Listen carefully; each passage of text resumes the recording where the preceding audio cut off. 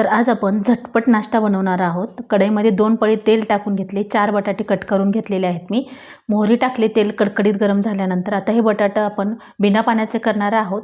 तर मोठे 4 बटाटे मी असे साल काढून कट करून घेतलेत। बटाटे टाकल्यानंतर याला थोडंसं मीठ टाकायचं आणि सतत हलवून घ्यायचं आहे। 5-6 मिनिट छान मोठ्या गॅसवर हलवून घेतल्यामुळे ह्या बटाट्याला पाणी सुटत नाही आणि चवीला इतकं भन्नाट होतं।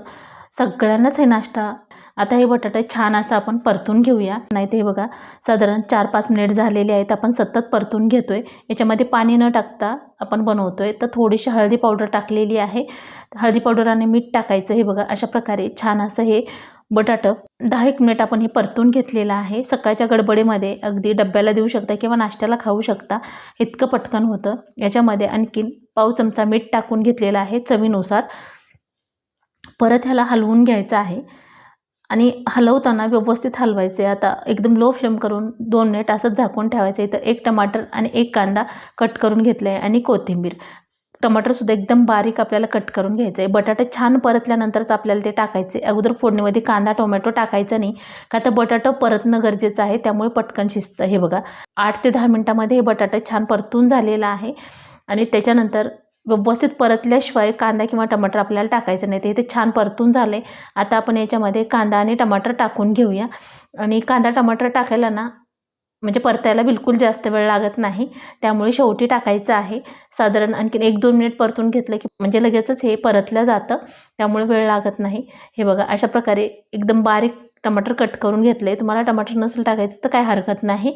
परत हे टाकल्यानंतर आता आपण याच्यामध्ये 1 चमचा लाल तिखट टाकून घेऊया।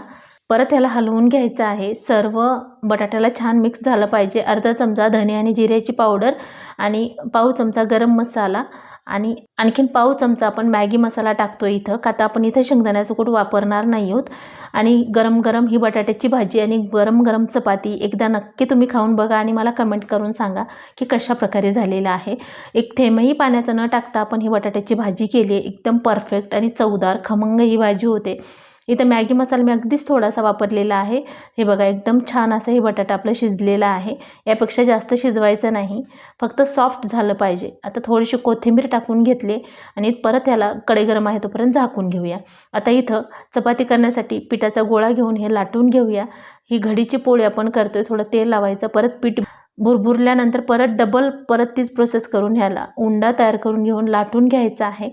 लाटून घेतल्यानंतर हवे त्या आकारात चपाती करून आपण ही एकदम फास्ट गॅसवर तवा गरम करून घेतला होता आणि चपाती मोठ्या गॅसवरच भाजून घ्यायची, म्हणजे वातड होत नाही किंवा